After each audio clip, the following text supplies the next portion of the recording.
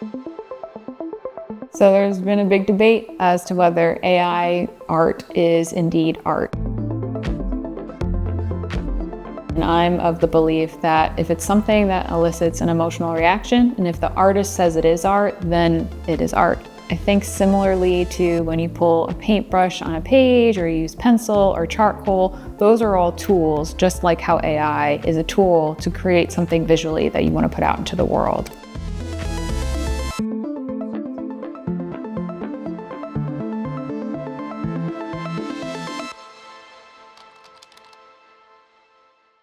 My name is Amber Vittoria, and I am an artist and poet living and working in Los Angeles, California.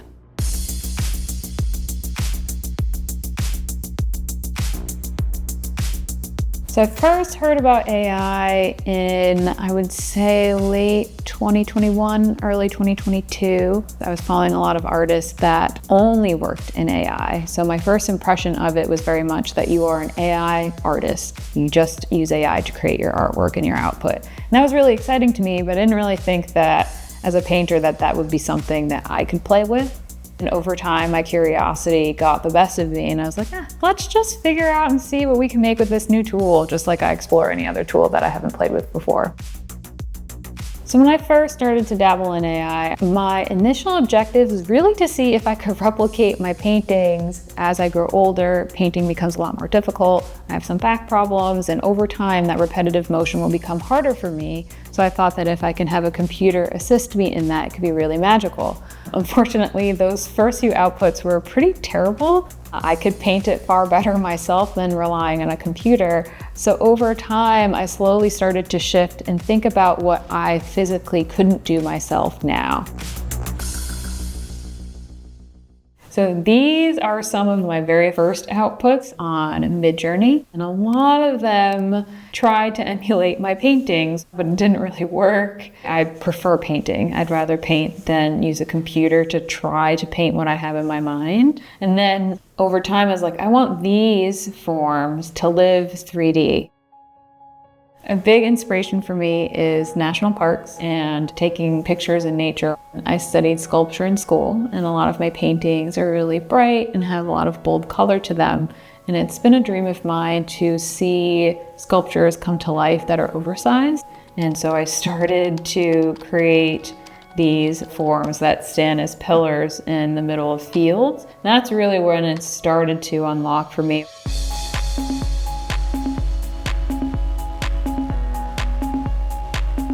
Seeing my work in such a big scale was something that really inspired me. It was something where it's like, I see this as art. This is not just experiments anymore. This is not just sketches in like my digital sketchbook, if you will. Building those sculptures myself, cost-wise would be pretty prohibitive. I work for myself as an artist. I don't have a team. So it was really nice to be able to put that idea out there in a way that was accessible to me where I am in my career. The most exciting thing about AI is how it more overtly transitioned back into my analog process. I think it was just happenstance, really. I was in a vintage shop not too far from my home, and I stumbled on really beautiful vintage postcards that were pictures of landscapes and different national parks, both in the US and around the world. And I thought to myself, well, I'm coming up with these really beautiful, almost pillar-like sculptures in AI. I bet I could paint them in a more abstract way on postcards. And that was really exciting for me, just because otherwise I would not have thought of that idea. My whole ethos on art is to experiment and to be curious about life, and to be able to take something that is so overt in AI and then make it so overt in my physical practice was really, really fun.